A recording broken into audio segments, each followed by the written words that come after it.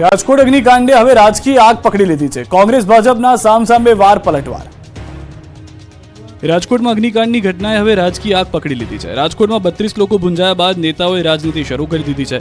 એકબીજા પર વાર પલટવાર શરૂ કરી દીધો છે। કોંગ્રેસ અને ભાજપ આમને સામને આવી ગયા છે। કોંગ્રેસના પ્રદેશ પ્રમુખ શક્તિસિંહ ગોહિલે પૂર્વ મેયર પ્રદીપ ડવના ગેમ ઝોનમાં પડાવેલા ફોટા દર્શાવ્યા। શક્તિસિંહ ગોહિલે સવાલ ઉઠાવી આરોપ લગાવ્યો કે અમૂલ્ય જીવનની રીક્ષા કરવાનું કામ ચૂંટાયેલી સરકારનું છે। એફઆઈઆરમાં ઉચ્ચ અધિકારીઓનું નામ કેમ નથી? આ જ સ્થળે અગાઉ કલેક્ટરે ઓટો એક્સપો ગયા હતા। અગાઉ કમિશનરે પણ ત્યાં ફોટા પડાવ્યા હતા। ઉચ્ચ અધિકારીઓ ત્યાં જતા અને નાના અધિકારીઓ સસ્પેન્ડ કર્યા। તો હવે પૂર્વ મેયર પ્રદીપ ડવે પલટવાર કરતા કહ્યું કે દુઃખદ ઘટનામાં રાજકીય રૂટલા ન શેકવા। ફોટા ગેમ ઝોનના નથી, આ ફોટો ઓટો એક્સપોના છે। આયોજકોને હું ઓળખતો પણ નથી। આ બાજુ સુરત શહેર જિલ્લા કોંગ્રેસે જિલ્લા કલેક્ટરને આવેદનપત્ર પાઠવ્યું। ઘટનાની તપાસ કરવાની માંગ કરી છે। રાજકોટનું વધુ એક ગેમ ઝોન આગ ઝોન બનાવવા તૈયાર છે। ફાયર એનઓસી વગર ધમધમતું।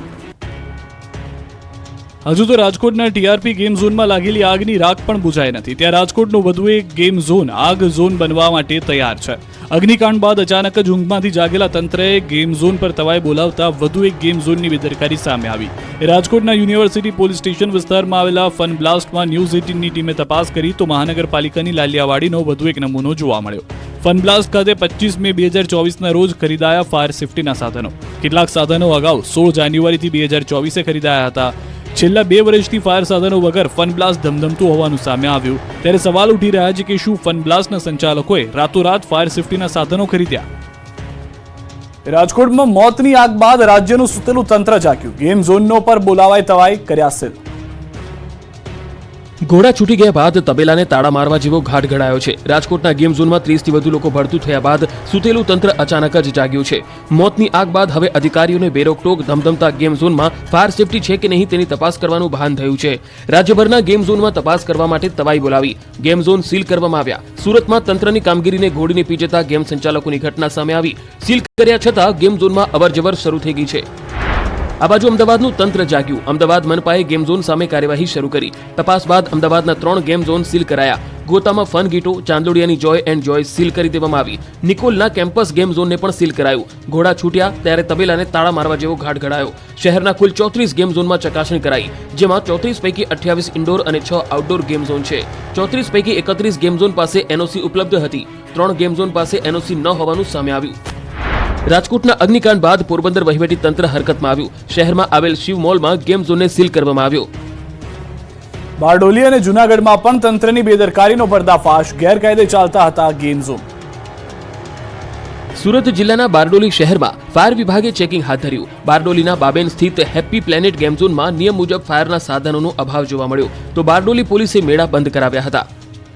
જૂનાગઢમાં પણ તંત્રની ઘોર બેદરકારી સામે આવી। જૂનાગઢના રોયલ ગેમ ઝોનમાં પણ પ્રશાસને ફાયર સેફટીની કોઈ સુવિધા ન હોવાનું સામે આવ્યું। છેલ્લા કેટલાય સમયથી ફાયર એનઓસી વગર ધમધમતું હતું ગેમ ઝોન।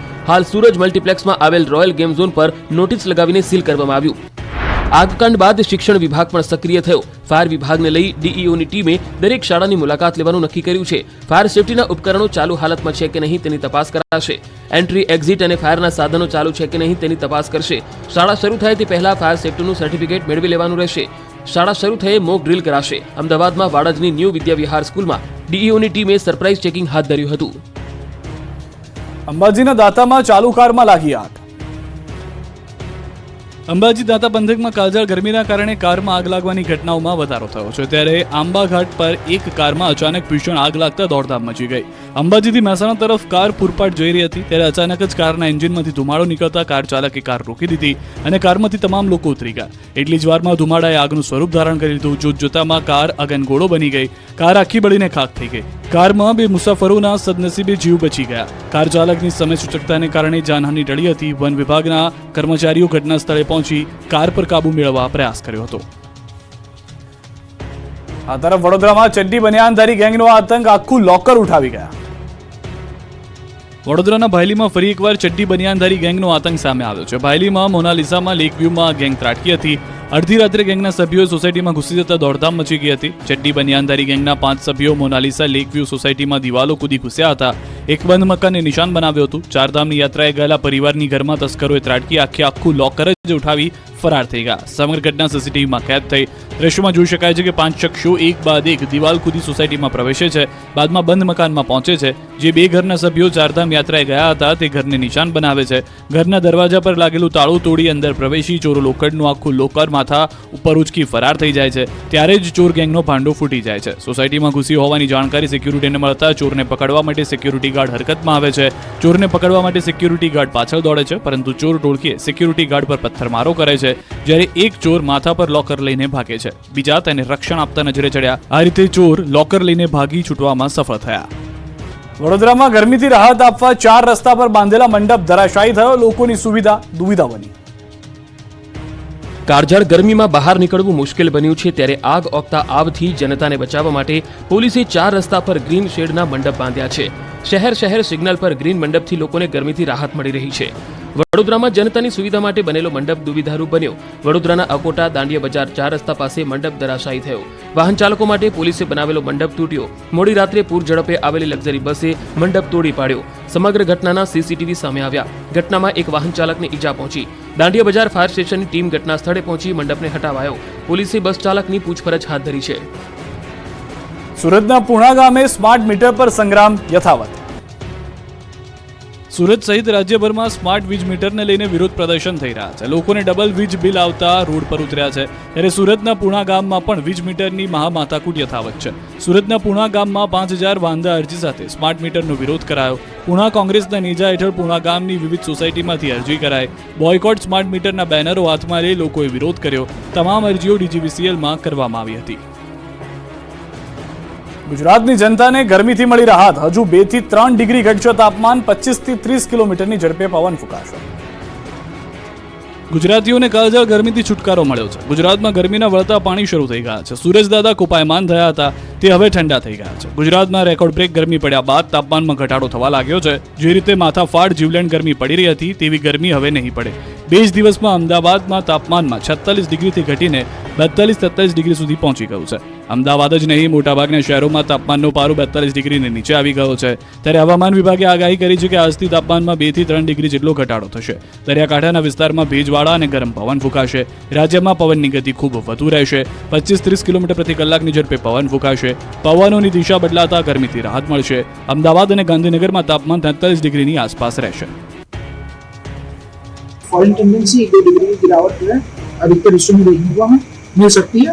नॉर्थ गुजरात के कुछ हिस्सों में जो है तापमान जो है 2-3 दिन तक नॉर्मल मेंटेन करेगा जैसा 24 घंटे में रहा उसी तरीके से, और वो 43 डिग्री 44 डिग्री के आसपास मेंटेन कर सकते हैं. बाकी जगहों पर तापमान 1-2 डिग्री और गिरेगा अगले 5 दिन के लिए. આગ ઓગતી ગરમીમાં એસીના વેચાણમાં આવ્યો ગરમાવો.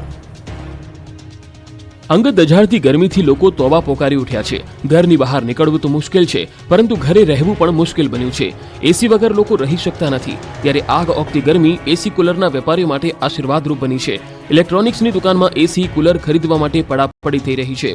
અમદાવાદ શહેરમાં ઇલેક્ટ્રોનિક્સ માર્કેટમાં અત્યાર સુધી 2100 કરોડ રૂપિયાનો મસમોટો બિઝનેસ થયો છે. ઇલેક્ટ્રોનિક્સ માર્કેટમાં ગયા વર્ષની સરખામણીએ આ ઉનાળામાં એસીના વેચાણમાં અભૂતપૂર્વ 50% વધારો જોવા મળ્યો. કન્ઝ્યુમર ઇલેક્ટ્રોનિક્સ રિટેલર્સના અંદાજ મુજબ આ કેલેન્ડર વર્ષમાં સમગ્ર ગુજરાતમાં એસી વેચાણમાંથી આશરે 5000 કરોડની આવકની અપેક્ષા રાખે છે. રિટેલરોએ અત્યાર સુધી 10 લાખ યુનિટ એસી વેચ્યા છે, જે ગયા ઉનાળામાં 5 લાખ યુનિટ હતા. અમદાવાદ ઇલેક્ટ્રોનિક્સ ડીલર્સ એસોસિએશનના કહેવા પ્રમાણે રાજ્યના કુલ એસી વેચાણમાં અમદાવાદનું બજાર નોંધપાત્ર 60% હિસ્સો ધરાવે છે. ત્યારે આ વર્ષે અંદાજે 1,50,00,000 જેટલા એસી વેચાય તેવો અંદાજ છે, જેમાં અત્યાર સુધીમાં 1 કરોડને પાર એસીનું વેચાણ થઈ ગયું છે. હાલ એસી ખરીદ્યા બાદ લગાવવા માટે પણ 2 થી 3 દિવસનું વેટિંગ ચાલે છે. અમદાવાદમાં ગ્રાહક એસી ખરીદવા આવે ત્યારે 1.5 ટન અને 3 સ્ટારની ખરીદીનો આગ્રહ રાખે છે, જે અંદાજે 30,000 થી 40,000માં મળી જાય છે. કાળઝાળ ગરમીમાં રજાની મજા માણવી હોય તો પહોંચી જાઓ મહેસાણા નજીક તિરુપતિ ઋષિવનમાં. અહીં નહીં લાગે ગરમી. રાજ્યમાં કાળઝાળ ગરમી પડી રહી છે. અંગ દઝાડતી ગરમીના કારણે વેકેશનમાં પણ બાળકો ઘરમાં જ પુરાયેલા છે. જીવલેણ ગરમીના કારણે લોકો પોતાના વહાલ સોયાને બહાર કાઢતા ડરી રહ્યા છે. પરંતુ આ ગરમીમાં પણ જો તમારે રજાની મજા માણવી હોય તો પહોંચો મહેસાણા નજીક આવેલા ઋષિવનમાં. ભલે બહાર 45 ડિગ્રી ગરમી હોય, પરંતુ તમને આ વનમાં ગરમી ઓછી લાગશે. વૃક્ષોના કારણે મહેસાણા જિલ્લામાં આવેલા વિજાપુરના હિંમતનગર હાઈવે પર તિરુપતિ ઋષિવનમાં તાપમાન ઓછું નોંધાયું. અહીં લાખોની સંખ્યામાં વૃક્ષો છે, એટલે અહીં બહારના તાપમાનથી 10 ડિગ્રી ઓછું તાપમાન જોવા મળ્યું. ઋષિવનથી 5 કિલોમીટર દૂર આવેલા વિજાપુરમાં ગરમી 45.2 ડિગ્રી નોંધાઈ, જ્યારે ઋષિવનથી 5 કિલોમીટર દેરોલ કૃષ્ણનગર ગરમી 46.1 ડિગ્રી નોંધાઈ, જ્યારે તિરુપતિ ઋષિવનમાં 41.5 ડિગ્રી તાપમાન નોંધાયું. ગરમીના પ્રકોપ વચ્ચે લોકોને ઠંડક આપતી ખેડા પોલીસ. ગરમીના પ્રકોપના કારણે જનતા પરેશાન છે. 45 થી 46 ડિગ્રી ગરમીમાં લોકો બફાઈ રહ્યા છે. ધગધગતા ગુજરાતમાં અંગ દઝાડતી ગરમીથી લોકો ત્રસ્ત બની ગયા છે. ત્યારે ગરમીથી લોકોને રાહત આપવા પોલીસ વહારે આવી છે. ખેડામાં લિંબાસી પોલીસે ટ્રાફિક અવેરનેસના પ્રોગ્રામની સાથે નવીન પહેલ કરી. હાઈવે પર વાહન ચાલકો માટે છાસનું વિતરણ કરી રહી છે પોલીસ. તેમજ અલગ અલગ બેનરો લઈ લોકોને ટ્રાફિકના નિયમોનું પાલન કરવા જાણકારી આપી. પોલીસ જવાનોએ પોતાની ફરજ પૂરી કરી એક અનોખો સંદેશ આપ્યો. કાળઝાળ ગરમીમાં લોકોને ઠંડક આપતી પોલીસની કામગીરી લોકો વખાણી રહ્યા છે. મહીસાગરની મહિલાઓ માથાફાડ ગરમીમાં 2 કિલોમીટર દૂર પાણી ભરવા જવા મજબૂર. આ દ્રશ્યો છે મહીસાગર જિલ્લાના બાલાસિનોરમાં આવેલા બોરી ડુંગરી ગામના. અહીં નલ સે જલ યોજના તેમજ પાણી જૂથ યોજનાઓ માત્ર કાગળ પર જોવા મળી રહી છે. સરકારી યોજનાઓ જાણે આ ગામમાં આવી જ ન હોય તેમ છેલ્લા 20 વર્ષથી અહીં ઉનાળો આવવાની શરૂઆતથી જ પાણીની સમસ્યા વિકટ બની જાય છે અને મહિલાઓને આજે પણ માથા પર બેડા મૂકીને પાણી લાવવું પડે છે. ગામમાં એક હેડપંપ છે જેના તળ નીચે જવાના કારણે પાણી નથી આવી રહ્યું. ત્યારે ગામની મહિલાઓ 1 થી 2 કિલોમીટર દૂર ગામની બહાર પાણી લેવા મજબૂર બની છે. બીજી તરફ ગામમાં કોઈને ઘરે લગ્ન હોય તો પૈસાથી પાણીના ટેન્કરો મંગાવવા પડી રહ્યા છે. કાળઝાળ ગરમીમાં મહિલાઓ એક બેડું પાણી માટે દર ભટકે છે. ક્યારે 1 કિલોમીટર તો ક્યારેક 2 થી 3 કિલોમીટર દૂર જાય છે. ત્યારે એક બેડું પાણી નસીબ થાય છે. 700 થી વધુ પરિવારો પાણી માટે જજુમી રહ્યા છે. પાણી માટે વલખા મારે છે. ગામમાં પાણીનો ટાંકો તો બનાવ્યો છે, પરંતુ નવાઈની વાત એ છે કે તેમાંથી આજ દિન સુધી પાણી જ નાખવામાં નથી આવ્યું. કરોડો રૂપિયા ખર્ચી બનેલ જૂથ પાણી પુરવઠા યોજના પણ જાણે શોભાના ગાંઠિયા સમાન બની છે. આ અંગે અનેકવાર રજૂઆત કરવા છતાં તંત્રના પેટનું પાણી હલતું નથી.